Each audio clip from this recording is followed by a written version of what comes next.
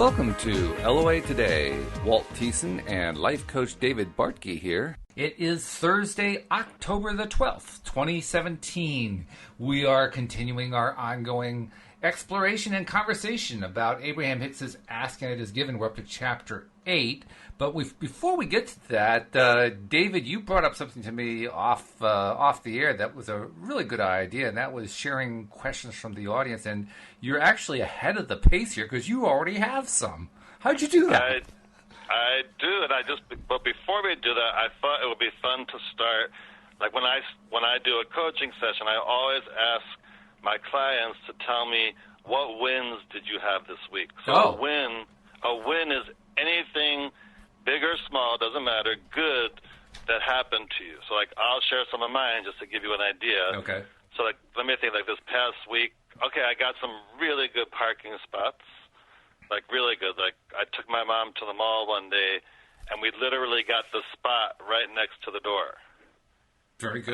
That was like, I thought to myself, oh, wow, this is a great win, because it was pretty crowded, and as I pulled up to the level on this parking deck, I thought, let me just drive by where the door is, and as I was heading there, somebody was pulling out of that exact spot. Yeah, I love it when that happens. I love it.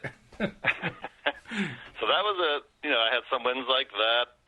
I attracted a few new coaching clients, so I always consider that a win.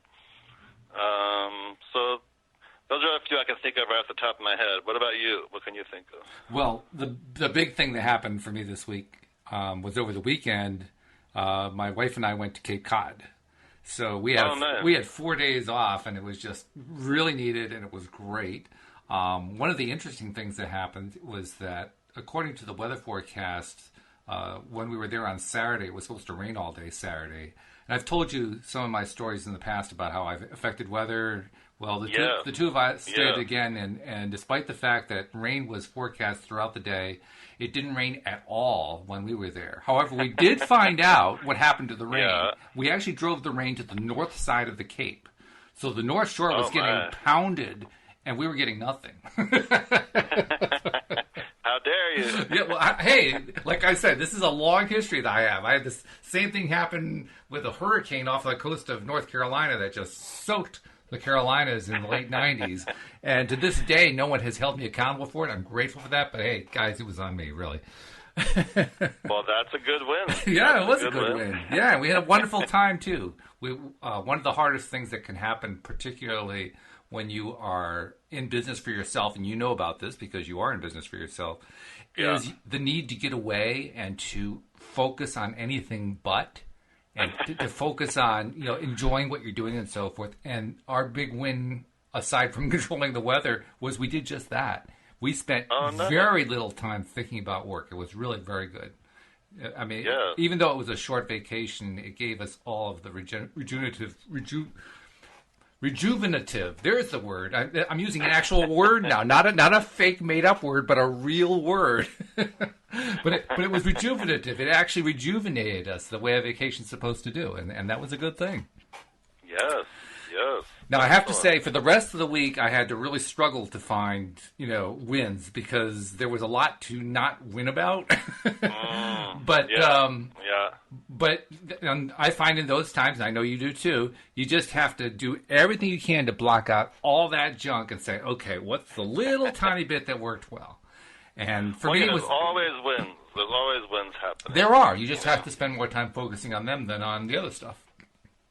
Yeah, like sometimes at the end of the day, even like safe transportation, like if I had safe transportation that day, that's a win. Oh, yeah. Unfortunately, not everyone can say that, so that if I had a day where I was, everywhere I drove to, I got there safely and all that kind of thing, that's a win. Absolutely, it's a win.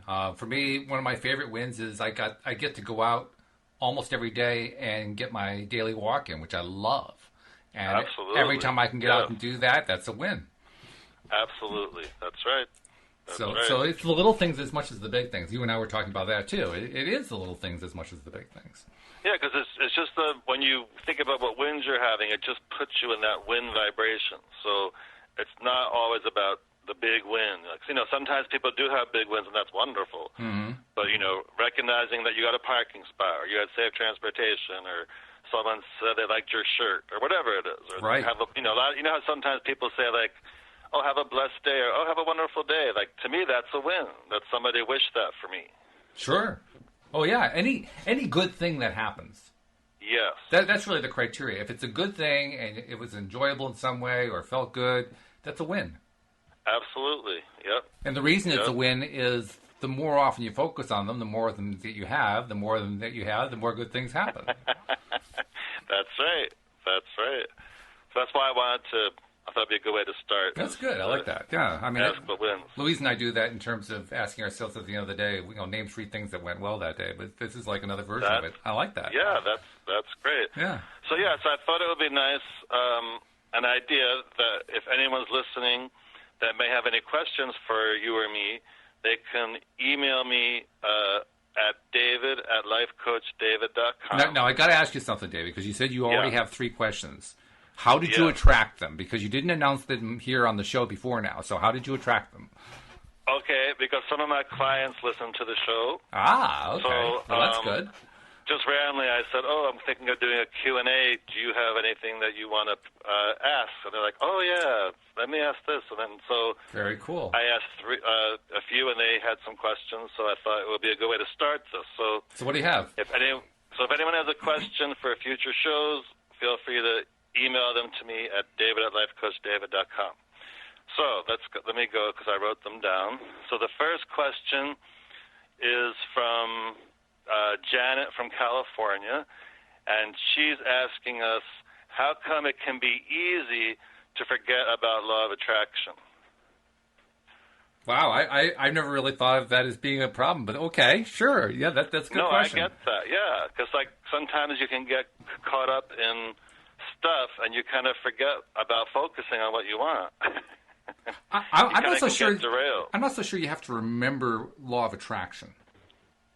I mean, maybe you have a different take on it, but I don't think you really have to remember law of attraction. What you have to remember is staying focused on positives.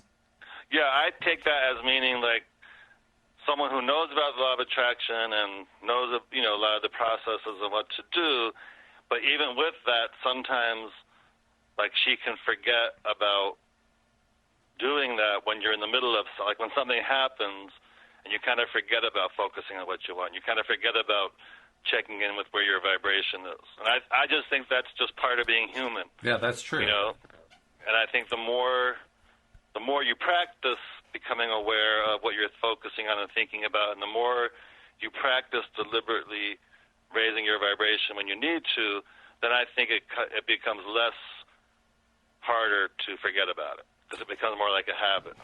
For me, this may not be true for everybody, but for me, it starts off with noticing when I'm not feeling positive. Paying attention to my internal feelings monitor, and whenever I'm not feeling good about something, recognizing it consciously and saying, oh, wait a minute, I don't feel good about something here. Okay? And not spending too much time on the thing that I don't feel good about. That's actually the problem, that I'm spending too much time on that. But rather consciously noticing it and then saying, okay, now what is it that I'm supposed to do when I notice that I'm focusing negatively? Oh, yeah, I'm supposed to find the reverse. I'm supposed to find the positive side, the silver lining. And if I can find that, then I can redirect myself around to feeling positive. I don't actually think of it in terms of law of attraction. Right. I think of it in terms of, I noticed I'm doing something negative. I need to change it around to a positive feeling. Where's the positive feeling?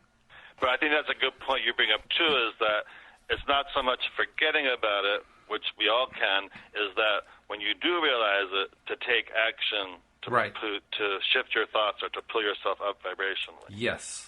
And that's a lot easier to do, because once you get into the habit of noticing when you're not feeling good, it starts to become, like you say, a habit. Oh, I noticed again, I'm not feeling good. Where do I need to refocus my attention?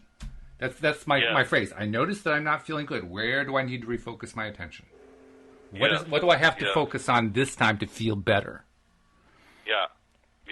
And I just wonder, like, could a human, not Abraham, could a human be so perfect at always being aware that you don't let yourself down vibrationally, or you don't focus on what you don't want? What do you mean? I'm not sure what you mean by that.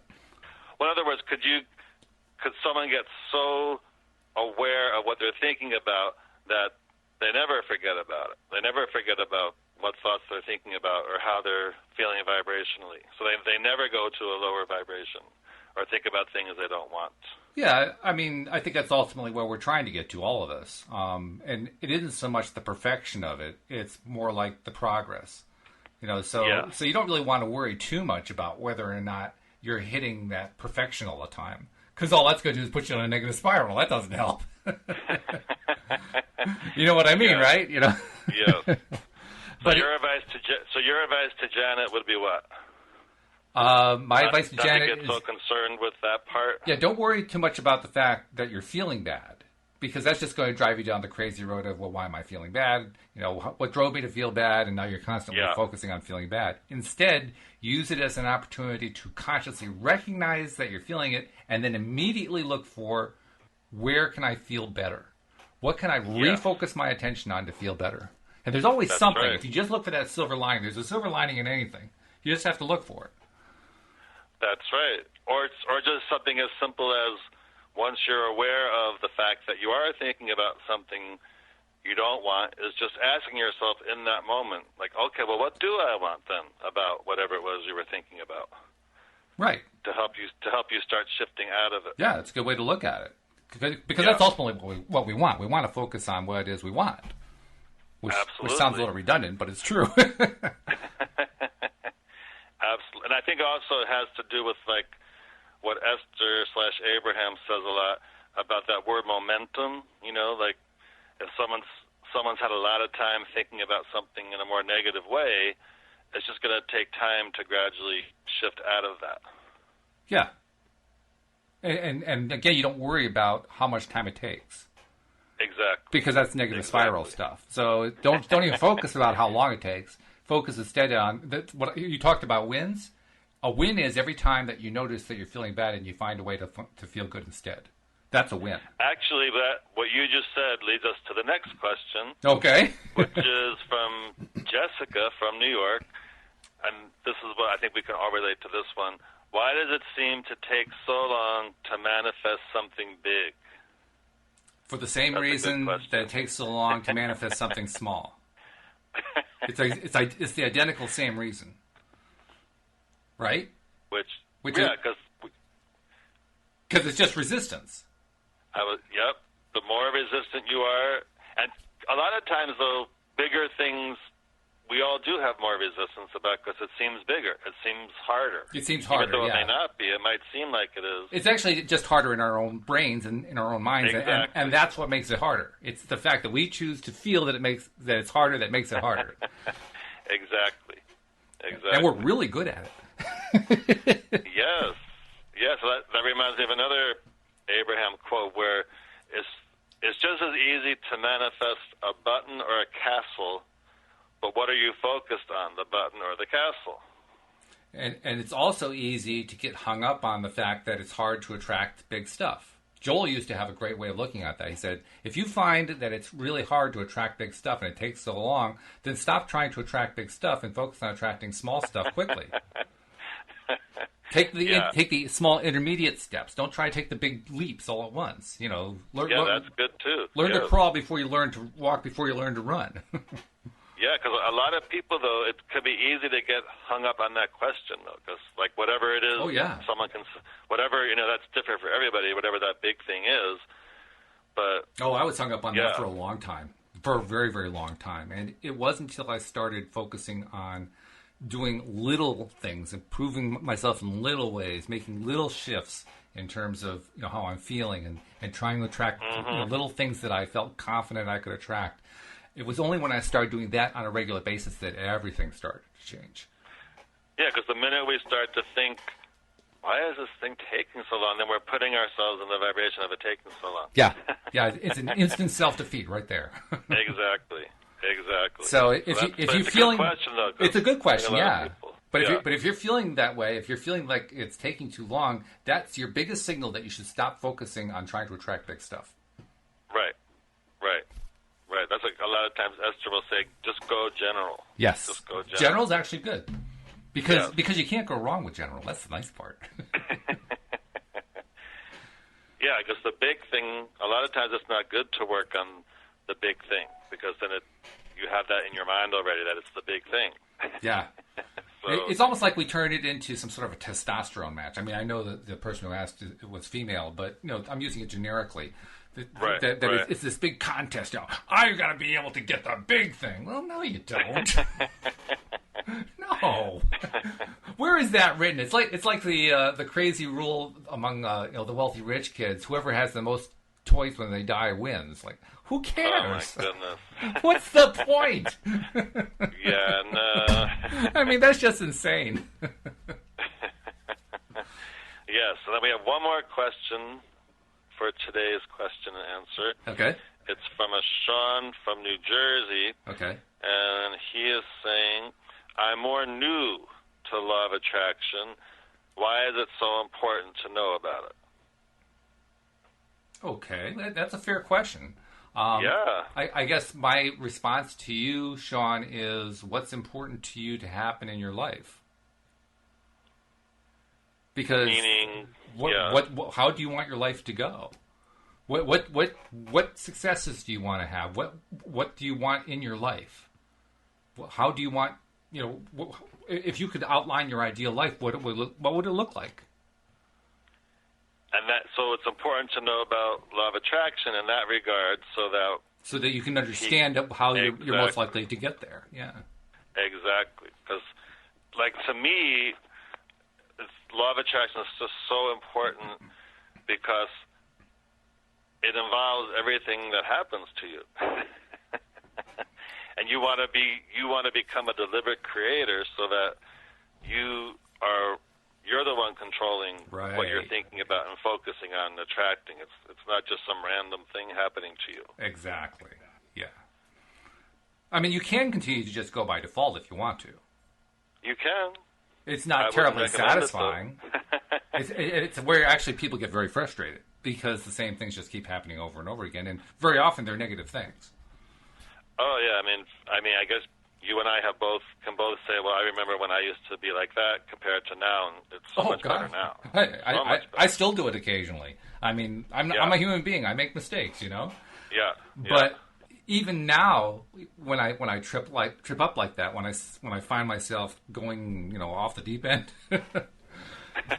even now I recognize, boy, it's so much better when I stop that train of thought and focus on what it is that I like and feel good about and want. Yeah. So even if you don't want to think about it in terms of results, think about it in terms of process. It's like the Buddhist cliches about, it isn't the destination, it's the journey. Mm-hmm. Well, it is the journey. Mm-hmm. The journey is everything. Yes. And the journey doesn't always work out the way you expect it's going to work out. Sometimes it works out quite differently. But it can still be good. Whether it's good or not is completely dependent, though, on how you decide to feel at any instant in time. Right. I was going to say that's another reason why I think it's so important to know about the law of attraction and how to work with it, so to speak, is because you want to feel good. You want to feel happy. So when you're aware of that, then you take action to make that happen instead of just randomly, if something good happens to happen to someone, then they feel good for a while, and then that kind of wears off. You don't want feeling good and feeling happy to be circumstantial. You want to control that. It also reminds me too, even if you're not into the concept of law of attraction, it's still useful to know about, particularly when you compare it to what is now known within the field of positive psychology. Positive psychology has produced a number of very interesting truths that they have been able to learn through the research that they do. Probably the biggest one is the truth that happiness precedes success. Interesting. I believe that, yep. But success does not necessarily precede happiness. Right. So in other words, just because you're successful doesn't mean you're going to be happy. That's true. But if you're happy, you're almost invariably going to be successful. Yes. And I think most people don't realize that. I think most people do think that the success equals happiness. Well, that's where law of attraction, understanding it, comes into play, because when you're first faced with the idea of, well, I have to feel happy before I'm successful, that can be fairly daunting. That can be pretty, like, how the heck do I do that? I thought I was supposed to feel happy based on what happens to me. Now I have to manufacture a feeling. How am I supposed to do that? Well, law of attraction theory helps you understand that. It helps you understand what to do in order to feel the happiness before the success happens.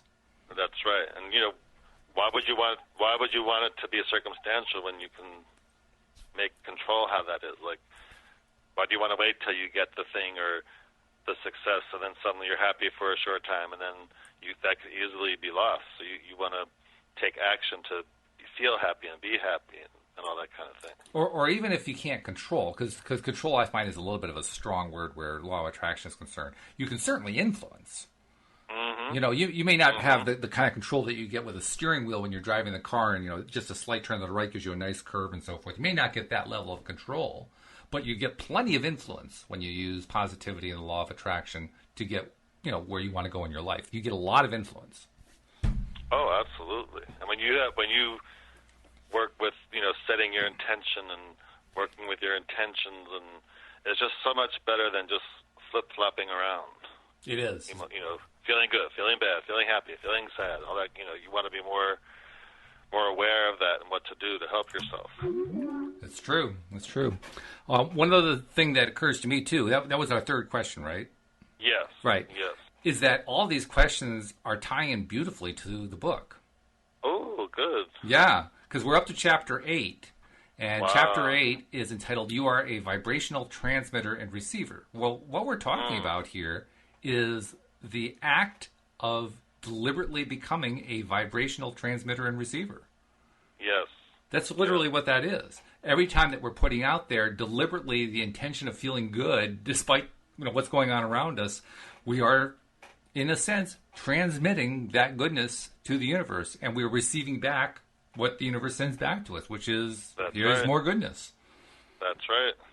That's right. So let's do a little reading here and carry on the discussion a little bit deeper. Yes. The chapter starts off saying, now you are ready to understand the most essential part of controlling, creating, and enjoying your physical life experience. Looks like they like the word control better than influence, but, well, that's right. Even more than the material being that you have come to know as you are a vibrational being.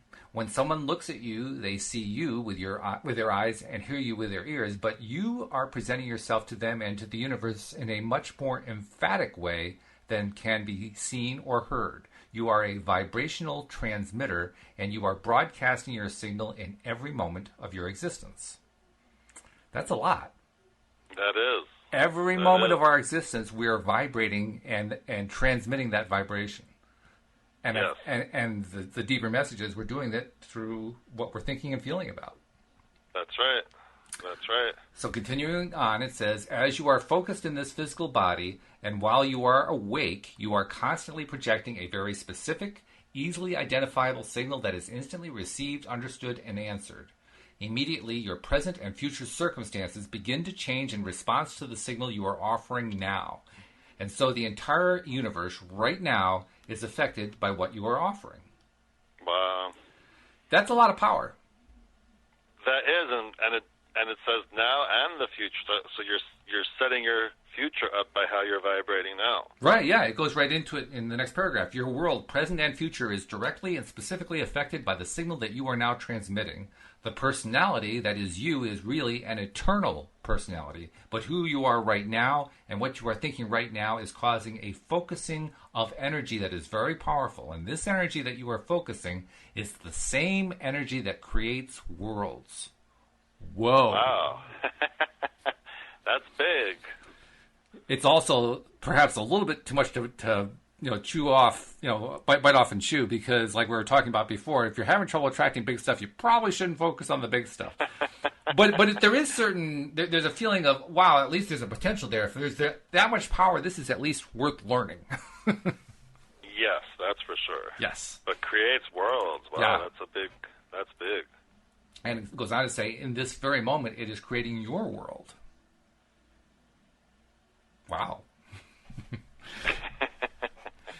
Well, I better be very aware then of how I'm vibrating. That's right. That's right. There's the answer to Sean's question. Why do you want to be aware? Yeah. Because you are creating your own world, whether you're doing it intentionally or not. You're still doing right. it just by the vibrations that you're transmitting, just through your thoughts and your feelings and everything that you're focusing on. Your focus does it.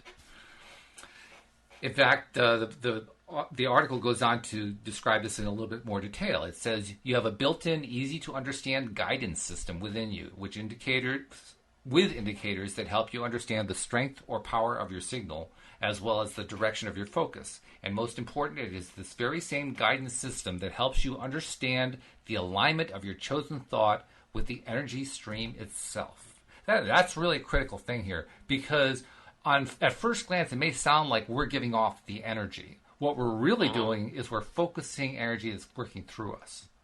Yes. So it's nice to know we're not responsible for generating the energy. Isn't it? Yeah. Because that would be a lot. Having to actually generate the energy, that's probably more than any of us feel like we could do. But if all we have to do is focus energy that's flowing through us, that's not so hard. That sounds more doable. Yeah, sure. It really does.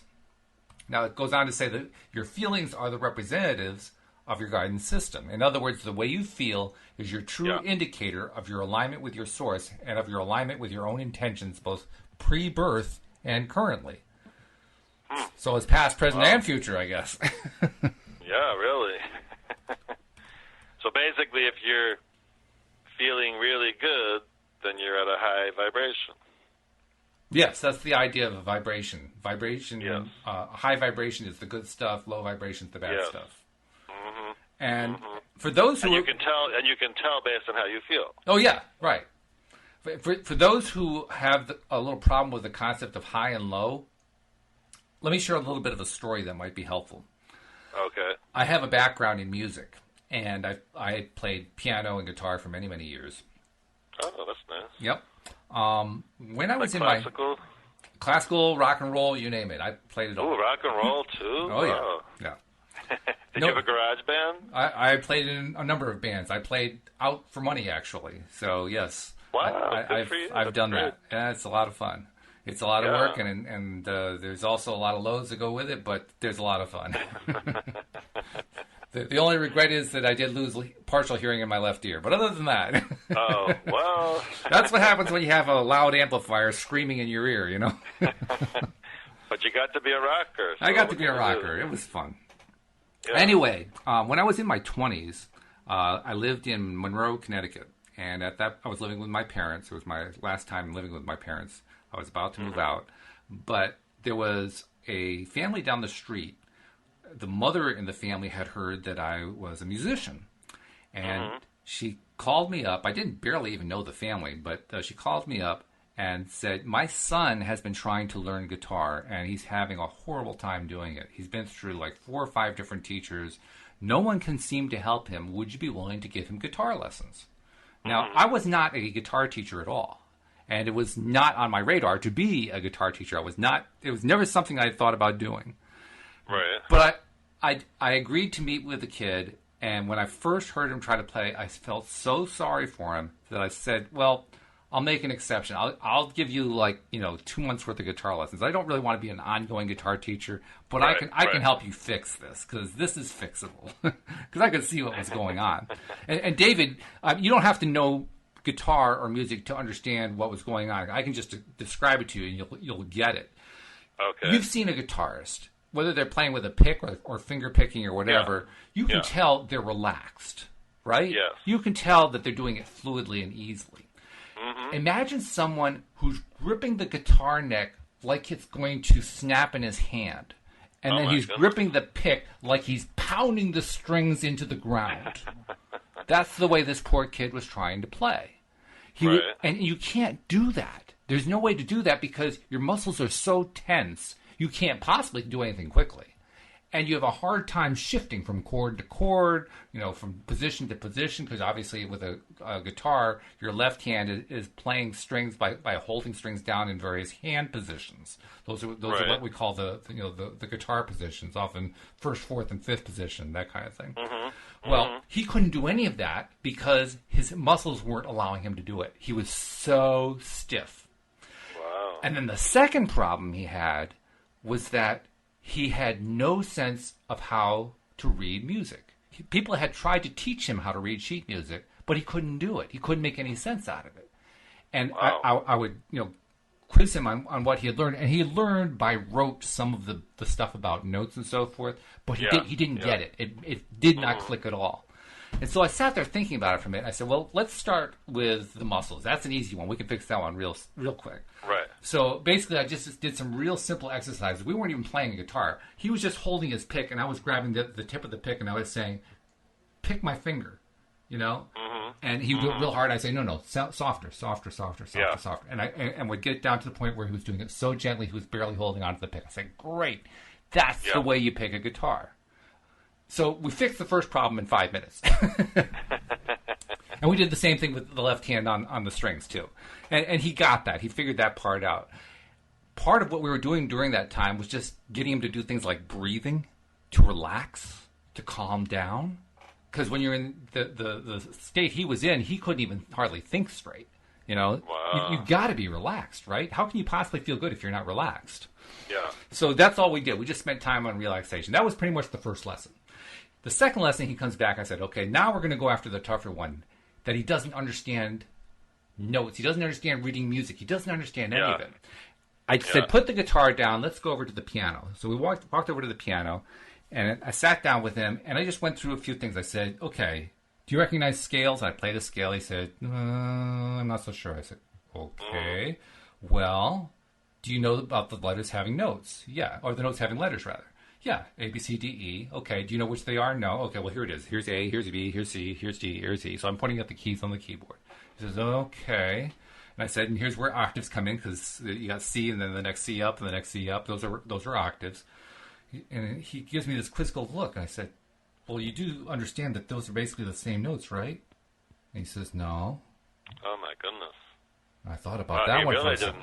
He was really lost. And it finally dawned on me what it was all about.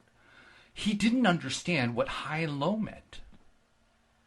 And I started quizzing him on that, and sure enough, the idea of a high note meant nothing to him. He couldn't tell the difference between the notes. He's what most people would have called tone deaf. Oh, my goodness. Now, here's the truth, the really interesting truth about it. There actually is no such thing as tone deafness. What there is an inability to understand the differences between what you're hearing. He was hearing the differences. He just didn't know what to make of them. He had no way to create a logical structure in his mind to abstractly identify what low and high was. Right. So I explained to him that when you hit a key on a keyboard on a piano, what's happening is the key, the little hammer inside is hitting 2 or 3 strings, and those strings are vibrating.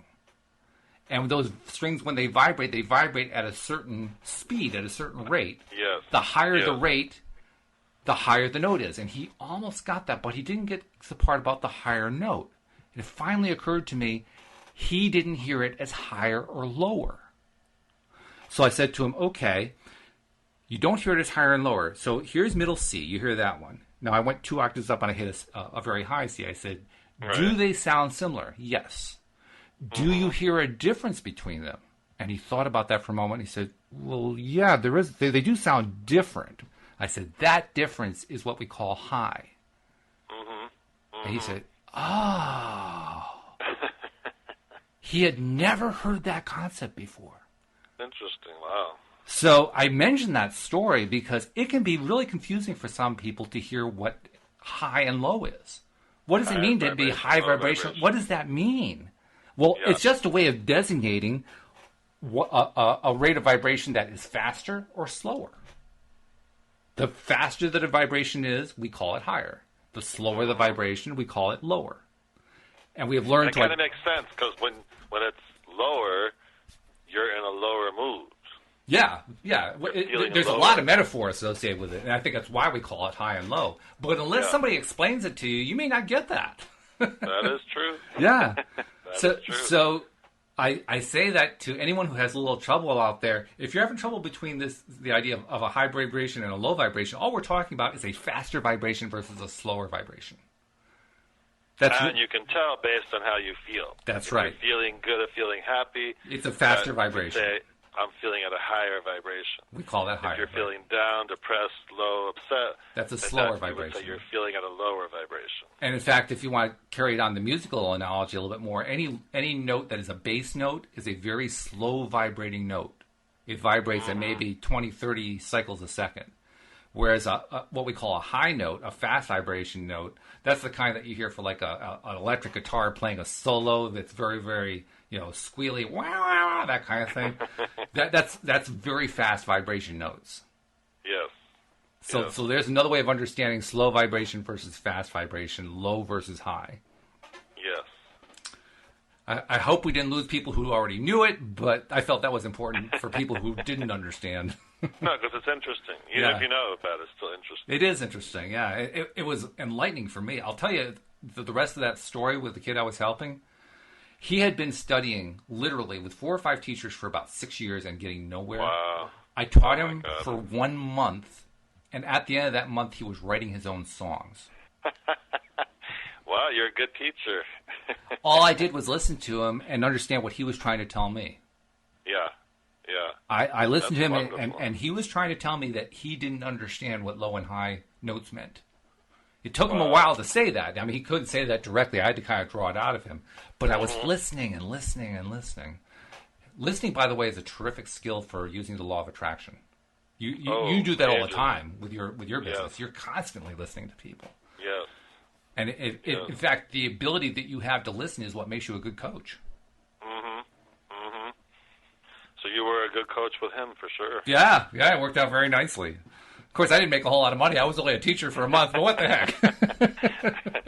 You did it out of the goodness of your heart. Yeah, I didn't want to be a teacher anyway, but I wanted to help the kid. And Richie, if you're listening, I hope you're still playing because you did good, kid. You did really good. Anyway, let's get back to the chapter. Next subhead, your powerful beliefs were once gentle thoughts. I like that one. Every thought that has ever been thought still exists. That's a little bit daunting.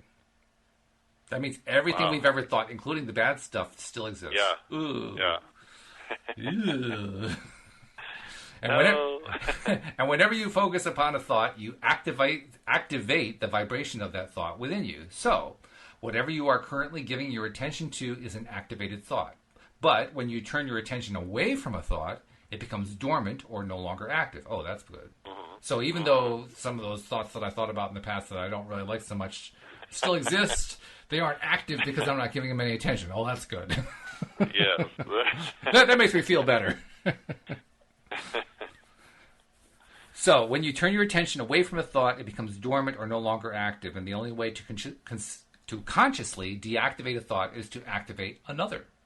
That's actually very much like habits, isn't it? The only way really to get rid of a bad habit is to replace it with a good habit. Or at least a better habit.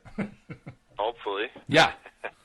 Which is what we're talking about in the beginning of the show. We were talking about how if you find yourself focusing on the wrong stuff, you want to recognize it, stop, and refocus on the right stuff. Well, that's basically replacing a bad habit with a good habit. Yes. It's the same principle. And remembering it's always a choice. You're right, but expand on that. Well, it's always a choice what we're focusing on. It's always a choice what we're thinking about and how we're thinking about it. And so therefore what? So therefore, realize like every thought is really 2 thoughts, the positive or the negative. So it's good to become aware enough to realize, which side of that are you on. And if you're on the negative side, to be aware enough to flip it to the positive side. And by flip it, we mean pay attention to the positive side. Yeah, to refocus on, on the positive side, whatever it was you were thinking about, the higher vibration side. And indeed, that's the way this subsection finishes up. It says, as you give more and more attention to any thought, and as you focus upon it, and therefore practice the vibration of it, the thought becomes an even bigger part of your vibration, and you could now call this practiced thought a belief. There's a new introduced word, belief, because we don't really think about what we want and what we focus on and what we like and what we don't like as beliefs, but that's really what they are. Yes. I believe in something good. I believe that this is bad. I believe this. I believe that about good, bad, feeling bad, feeling nice, feeling unhappy, feeling happy, feeling loved, feeling hated. It's all beliefs. Mm-hmm. Mm-hmm.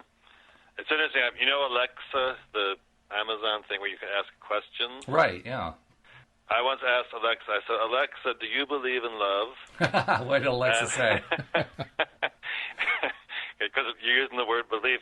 And Alexa said, well, people believe in love, so I believe in love. I thought that was interesting that she said that. People believe in love, so I believe in love. Yeah, almost like... Essentially, that's saying that if you're having trouble believing, believe because somebody else believes. Yeah, but you were saying, like, you know, it's always a choice, like what we believe in. Mm-hmm. So what are you believing in? Well, more precisely, what's Alexa believing in? I love asking Alexa questions. Yeah. Artificial intelligence machines. I mean, Apple phones, iPhones have Siri, you know, for doing intelligent asking of, you know, find me something or whatever. Siri's a lot of fun. Siri is also fun to make fun of because Siri does tend to misunderstand what we say some of the time. And for good reason. I don't know if you know how difficult it is for a machine to understand what a human is saying. I would think it's pretty difficult.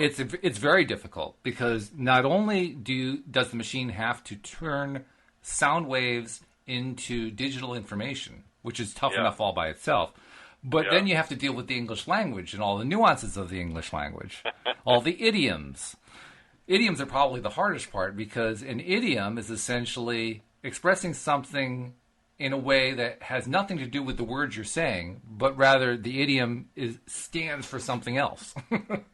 And if you don't know what the idiom is, you're lost. I mean, there are people who are in conversational English and you throw an idiom at them and they say, what is that? What are you talking about? Yeah.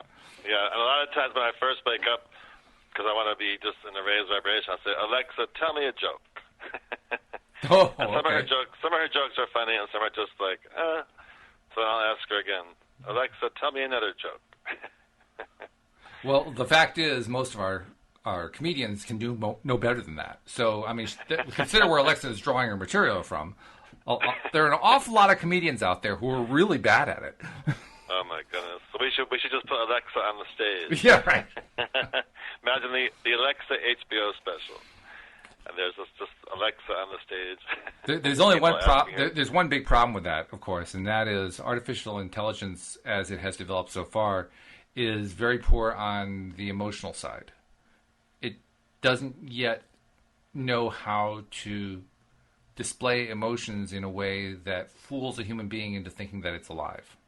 Mm-hmm. It's getting there. Mm-hmm. It's getting better, but it's not there yet. So, but emotions are critical to a comedian on stage. A stand-up comedian, it completely depends on his ability or her ability to emote and to get you buying into their emotions. It isn't just the jokes that they tell. It's the way that they draw you in. And if they can draw you in successfully and get you to laugh because you're feeling, you know, in alignment with what they're feeling, what they're emoting, then they've got you because the second joke makes it much easier for you to get a laugh out of the second joke than for the first joke. Mm-hmm. And that's what a comedian tries to do. They try to get you to laugh at a series of jokes, knowing that if you can laugh at the first one, they've got a better chance of getting you on the second one and an even better chance on the third one. And by the fourth or fifth, you're laughing at anything. And laughing is definitely a high vibration. Very high vibration. Yes. Speaking of laughing, something I want to share. I don't know if I've ever mentioned it here on the show, but one of the ways that we have direct power over our own health is through laughter. Absolutely. Have I mentioned that here? I can't remember if I have. I think a show or two ago I had mentioned that I went to this like health retreat for a few weeks, and every morning, as part of the morning routine, they would just say, "Okay, everyone start laughing." Because it was like a healing thing. That's right. We did talk about that. You're right. Yeah. And at first you're like, "Everyone start laughing," and then like before you know it, someone starts laughing, and then someone else, and before you know it, you're laughing. Which demonstrates how contagious laughter really can be. It is. And you know what? After you experience it a few times every morning in a row, you're like, wow, that does make a difference. But there's also the healing side of it. Because literally, and you don't have to believe in law of attraction for this. This is just pure science now. Right. Scientists have demonstrated repeatedly that when the human body laughs, from the moment of the laugh, they can trace it through the nervous system down to any cells that need healing, that are damaged, maybe they're cancers, whatever it is, and instantly healing starts to take place at that location. Ooh, wow, that's good because I laugh a lot. So that's good. Oh, yeah, it's very good. So, I mean, if you're feeling sick, even if you have just like a cold or something like that and you really don't want to have a cold, watch your favorite funny movie and don't just think that it's funny. Don't just say to yourself, well, that's funny. Laugh at it. The act of laughing is so much more powerful than even smiling is. And so much more powerful than saying, I think that's funny. The act of laughing actually kickstarts in a big way your body's ability to heal itself. So you want to get over a cold, laugh. So you could watch like I Love Lucy or whatever. Yeah, it doesn't matter. Whatever it is that makes you laugh. And it's going to be different for every person. That's okay. Yeah. I mean, for me, it's Robin Williams. For other people, it's somebody else. That's okay. No problem. Maybe it's just watching your kid, playing on the floor. It doesn't make any difference. Anything that makes you laugh is good. Yes. Yes. So use it as a way. Did you ever get into like a laughing fit with anybody? Not in a long time. I know what you mean, though. The kind where you're listening to a comedy routine and you're practically on the floor rolling around because it's so funny. Or whatever, and you're just like laughing so hard it's like almost hurts. The closest I can think of within the last 20 years or so where I had that was, again, Robin Williams when he appeared on Inside the Actors Studio on Bravo TV. Oh, wow. The first 15 minutes of that, he was on. I mean, he was on. And, I mean, that 15 minutes has become so classic. They actually sell a DVD of it now. Oh, my God. That's how good it was. Yeah. It was not only that he was funny, but he was clean funny, which he wasn't always. Right. Most comedians get very blue and very dirty. Yes, but they do. But he knew he was on national TV, so he couldn't become blue. So he kept it really clean, and it was great.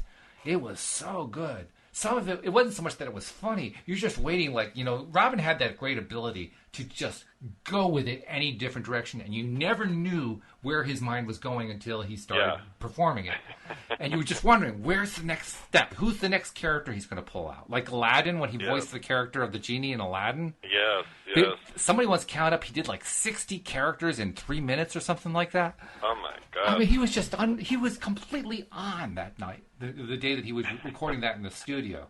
In fact, the story that I've heard about Aladdin is that when he was in the studio, they gave him a script to read. He did the script, and then he turned to the guys in the booth and said, "You mind if I just kind of riff on this for a bit?" And they said, "Sure, go ahead." So he riffed on it, and what he riffed on is what they actually used in the film. And he was just riffing so much. At one point, the guys in the studio said, "Stop! You have given us so much. We couldn't animate that in 20 years. There's too much of it." So they had to edit out and just take the best part, But I don't know if when the last time you saw the movie, but remember the part where he's trying to dress Aladdin, and he's just clicking his fingers, and every time he clicks his fingers, it's a different character who appears. Yes. Holy cow! Wow. I mean, just so good. He was amazing. Losing him was a big loss. There's no doubt about that. Oh my God, yes. So we all have to Google that then, the Robin Williams and the Actors Studio. Yeah, Inside the Actors Studio. You can find it on YouTube. There is a version of it there, and YouTube. That's right. Yeah. Yes. If you don't laugh at that, then it's time to check into the hospital. I will look for it. That's all right. Interesting. Yeah. So we've got about 12 minutes left. Let's get back to the chapter because we have just a couple pages left to cover here. The next section is your attention to it invites it in. Well, we've been inviting it in a lot, haven't we? We've been focusing on comedy for the last 5 or 10 minutes here, and it's really coming in. Yeah. So it says, every thought that you give your attention to expands and becomes a bigger part of your vibrational mix. Whether it is a thought of something you want or a thought of something you do not want, your attention to it invites it into your experience. That's why it's so important to redirect our attention when we're focusing on bad to good. Yes. Because we're attracting either one. So where do we want to put our attention? Well, we want to put our attention on the stuff that we want. Otherwise, we get the stuff we don't want. That's right. Well, that's one of the key points, isn't it? We can never stop focusing. We're always focusing on something. As long as we're conscious, as long as we're awake. I mean, when we're asleep, we kind of go into a dormant mode. But when we're conscious, we're always focusing on something. You can't go through life without focusing on something. Even when you're just, like being a Buddhist and just, vegging out and I'm just focusing on nothing. Even then, you're still focusing. Yes. You can try to pretend that you're not, but you still are. And as much as you try to focus on, I'm just going to focus on my breathing, you still notice the other stuff going on. Yes, that's right. That's right. So, yeah, we're always focusing. So here's what it says about it. This is an attraction-based universe, and there is no such thing as exclusion. Everything is about inclusion. So when you see something that you would like to experience and you focus upon it, shouting yes to it, you include it in your experience. But when you see something you would not want to experience and you focus upon it, shouting no at it, you also include that in your experience. That's right. You do not invite it in with your yes and exclude it with your no, because there is no exclusion in this attraction-based universe. Your focus is the invitation. Your attention to it is the invitation. And so those who are mostly observers thrive in good times but suffer in bad times, because what they are observing is already vibrating.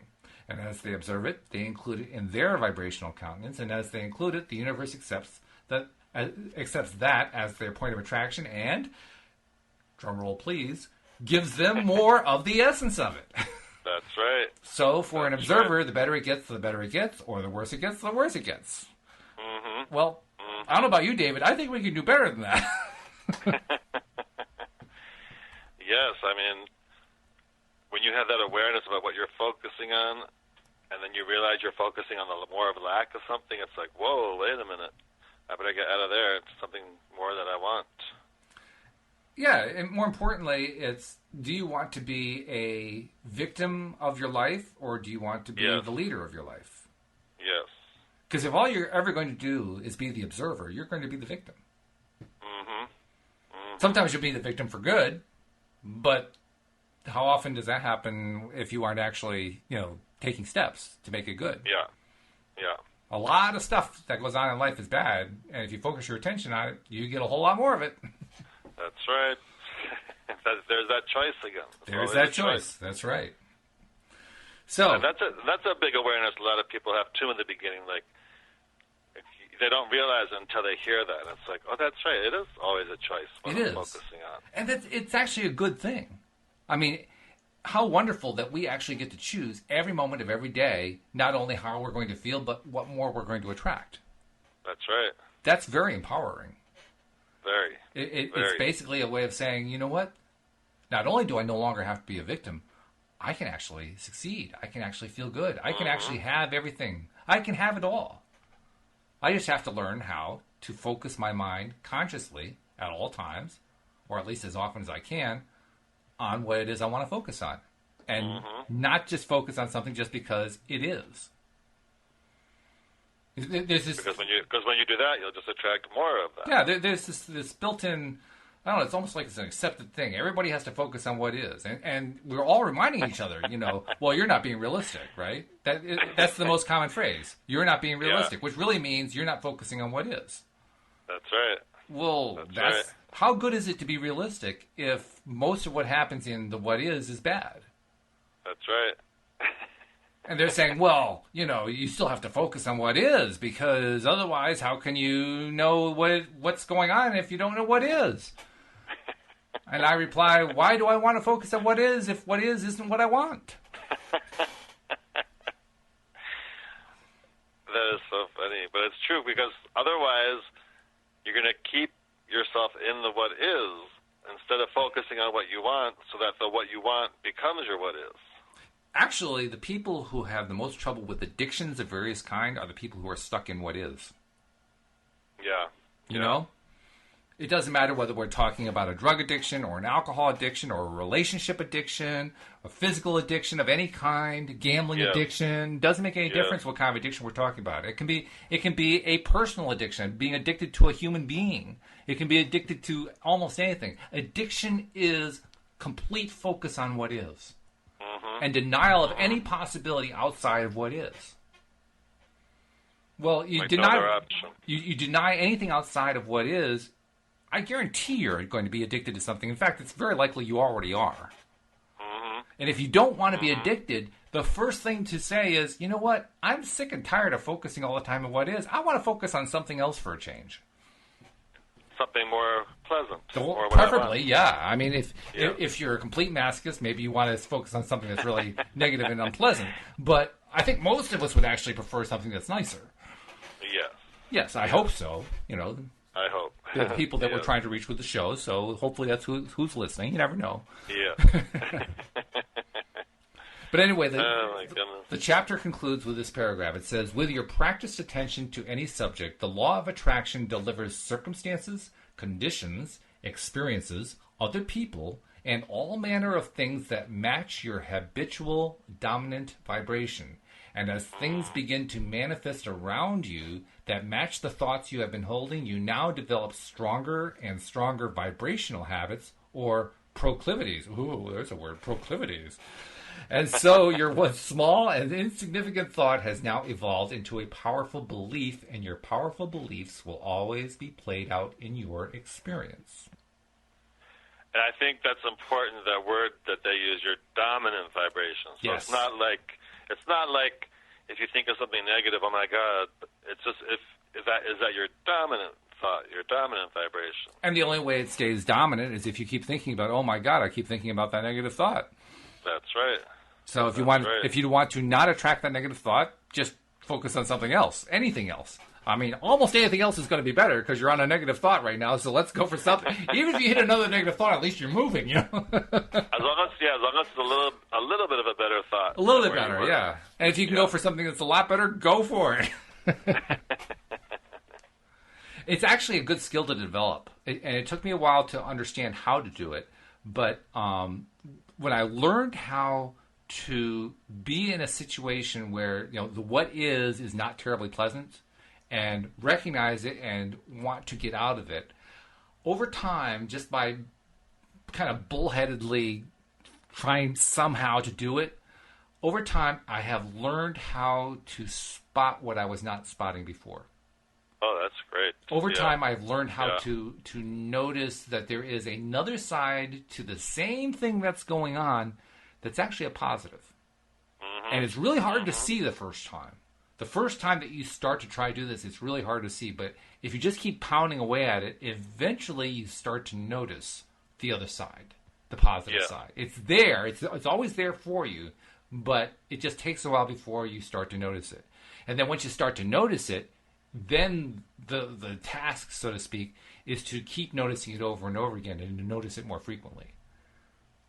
But that initial skill takes a little time to develop. It just does. Yeah, just time and practice. Yeah. It's not hard. It's hard at first because you don't know how to do it. But once you start having a few small victories with it, it becomes pretty easy. It's like riding the bicycle. The old analogy about riding the bicycle. The first time it's hard, but once you've done it, it's like riding a bike. You never forget. That's right, and it feels good. Like riding a bike feels good too. It does feel good. Shifting your thoughts feels good too. As long as you have a good bike seat. But no, that's another subject. So we got just about a minute left. You mentioned that you wanted to invite people to send us more questions. So what's the address again that they can send questions to? Yeah, if you have any questions for us, you could email them to david@lifecoachdavid.com. David@lifecoachdavid.com. Okay, we'll keep repeating that for the next few episodes. And if they want coaching, where do they find you for coaching? Yeah, if you're interested in law of attraction coaching, you can go to my website, lifecoachdavid.com. And you can find out, I offer a free mini first phone coaching session. So take me up on that because I'm sure you'll really like it. And you can find out more information about that and about me at lifecoachdavid.com. All right, that's very good. And, of course, if you're trying to figure out where to keep listening to us, hopefully some of you are already listening to us on PRN. But others of you are now finding us through the website by subscribing directly to the podcast at loatoday.net. And we want more and more people, including our PRN listeners, to subscribe to loatoday.net as well, because that way you never miss us. No matter what happens, you're always able to catch us because we're right on your iPhone or on your Android in your podcast software. So tune in. Can't get easier than that.